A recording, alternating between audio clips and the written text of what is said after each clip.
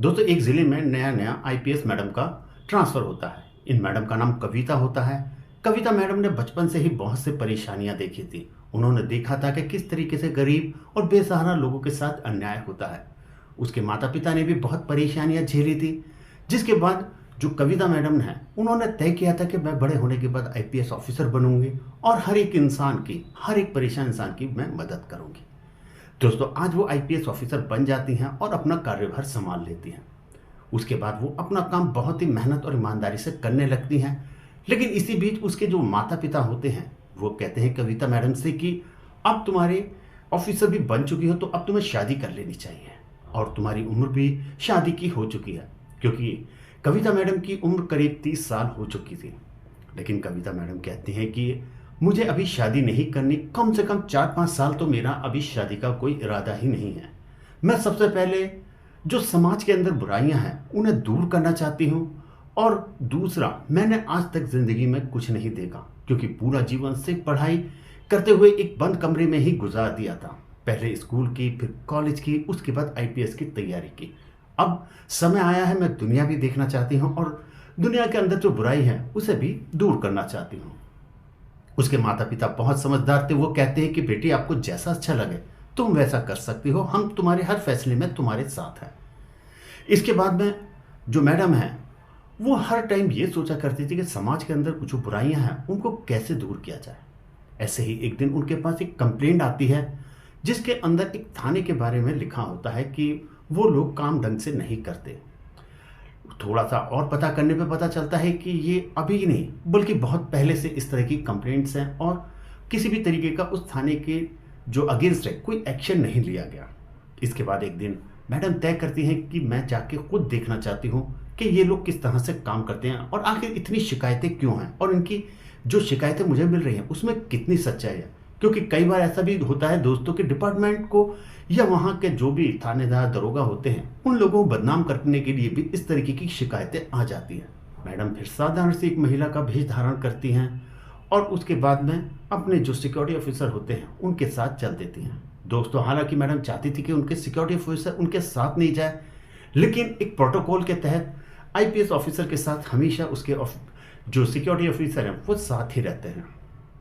इसके बाद वो गाड़ी में बैठते हैं और शहर की तरफ निकल पड़ते हैं। शहर से कुछ ही दूर मैडम कहती हैं कि मैं यहीं से अब पैदल पैदल जाऊंगी और आप लोग मेरे से एक दूरी बना के रखना ताकि किसी को किसी भी तरीके का कोई संदेह ना हो।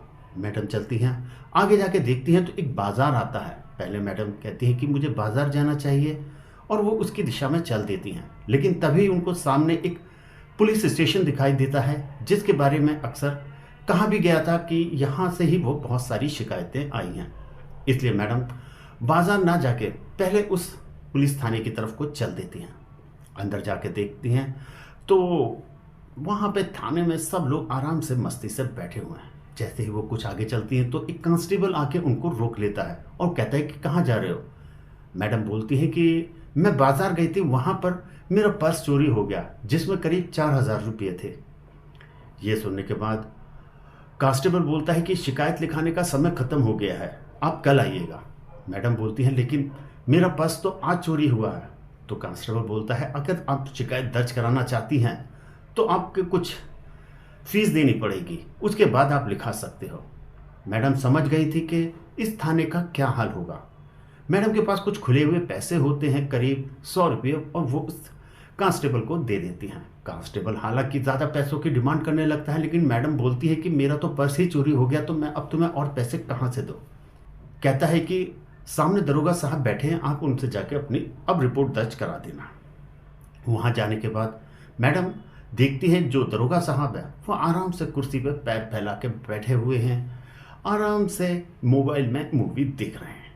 इसके बाद मैडम उनसे कहती हैं कि दरोगा साहब मेरी एक रिपोर्ट दर्ज कर लीजिए। दरोगा साहब उनके चेहरे की तरफ देखे बिना ही बोल देते हैं कि रिपोर्ट दर्ज करने का टाइम खत्म हो गया है, अभी हम दूसरे काम में बिजी हैं, कल आना।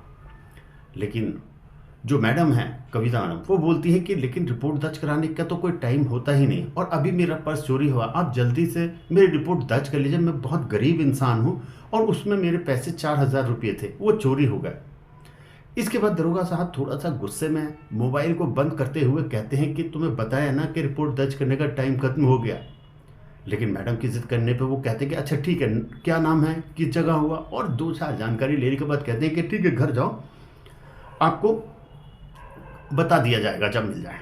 लेकिन मैडम फिर बोलती हैं कि आप मुझे कंप्लेंट नंबर तो दे दीजिए ताकि मुझे पता रहे कि मेरी जो शिकायत है उसका क्या हुआ। इसके बाद दरोगा साहब कहते हैं कि अरे कंप्यूटर ख़राब है, रिपोर्ट कल दर्ज हो जाएगी, तुम जाओ।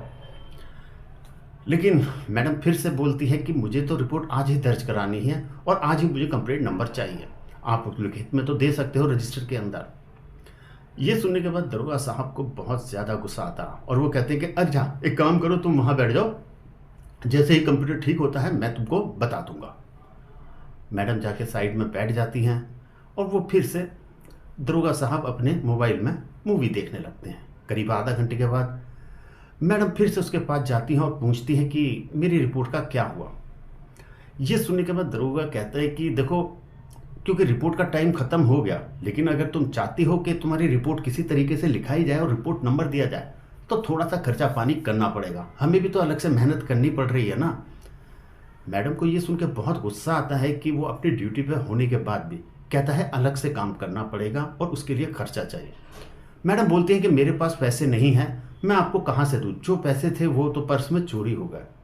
दरोगा साहब को बहुत गुस्सा आता है और तुरंत ही एक महिला कांस्टेबल को बुलाते हैं और उससे कहते हैं कि इस महिला को निकाल के बाहर कर दो। वो महिला कांस्टेबल उन मैडम को हाथ पकड़ के बाहर ले जाती है और बिठा देती है। लेकिन जो सुनीता मैडम थी वो कहती है कि जब तक मुझे कंप्लेंट नंबर नहीं मिलेगा मैं यहाँ से नहीं जाऊँगी, और वो वहीं पर बैठ जाती हैं। अभी करीब 10-15 मिनट ही गुजरे थे, तभी एक महिला रोती हुई आती है जिसके साथ उसकी माँ और उसकी छोटी बहन होती है। वो सीधा दरोगा साहब के पास जाती है और उनसे कहती है कि दरोगा साहब, हमारी रिपोर्ट पर अभी तक आपने कोई एक्शन नहीं लिया था, लेकिन अब तो हद हो गई। वो गुंडे लोग हमें इतना परेशान कर रहे हैं, आज मेरे साथ ज़बरदस्ती करने की कोशिश करी, जब वो इस चीज़ में सफल ना हो सके तो उन्होंने मेरे साथ मारपीट की है। आप हमारी जल्दी से एक रिपोर्ट दर्ज करके उनको फौरन उनके खिलाफ जो भी कानूनी कार्रवाई है वो कीजिए। ये सुनने के बाद दरोगा साहब बोलते हैं कि ठीक है तुम बैठ जाओ, हम अभी कर दें। दोस्तों, क्योंकि दरोगा साहब को पता था कि ये किन लोगों के बारे में बात कर रही है और इसलिए वो उनके खिलाफ कोई एक्शन नहीं लेते। वो काफ़ी देर उनको बिठा के रखते हैं। उसके बाद में थोड़ी ही देर में वो लड़के वाले होते हैं जिनके खिलाफ शिकायत लिखी जानी थी, वो भी आ जाते हैं और वो उनसे कहते हैं कि दरोगा साहब इनकी कोई कंप्लेंट मत लिखना। इसके बाद वो उन्हें साइड में ले जाते हैं और उनके कुछ रुपये देते हुए बोलते हैं कि इनको यहाँ से भगा दो। दरोगा साहब चुपचाप उन पैसों को लेते हैं और कहते हैं कि मुझे पता था कि आप आने वाले हो हमारा खर्चा पानी लेके, इसीलिए मैंने इनकी कोई कंप्लेंट दर्ज नहीं करी है, आप आराम से निश्चिंत होकर घर जाइए।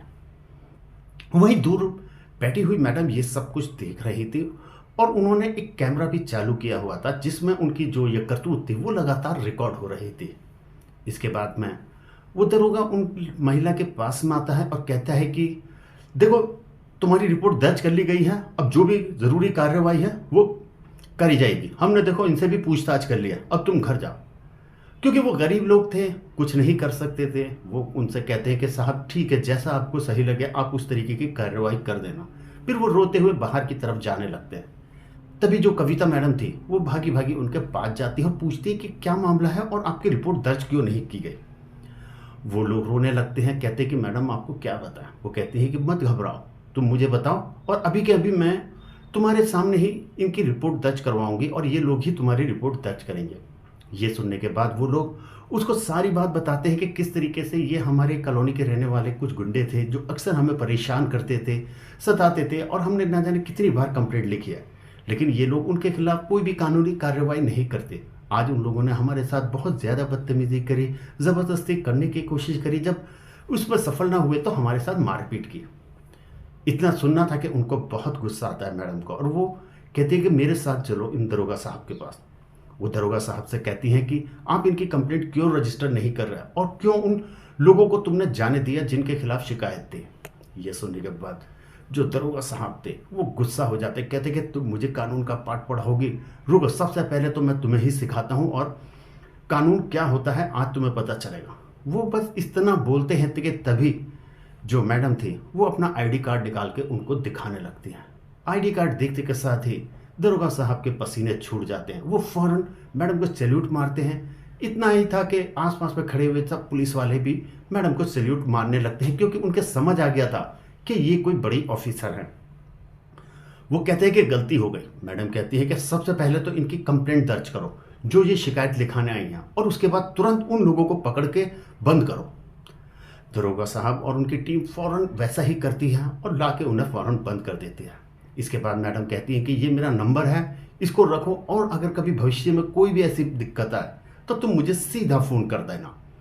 इसके बाद वो लोग वहाँ से चले जाते हैं। फिर मैडम कहती है कि तुम लोग सब कल आकर मुझे मेरे ऑफिस में मिलना। अगले दिन वो लोग मैडम के सामने पहुंचते हैं और उनसे रिक्वेस्ट करते हैं कि मैडम गलती हो गई। मैडम कहती है गलती नहीं हुई, तुमने सारी चीज़ें इस कैमरे के सामने की हैं और मेरे सामने की हैं, और किस तरह से तुमने उससे पैसे लिए थे ये चीज़ भी इसमें रिकॉर्ड हो गई।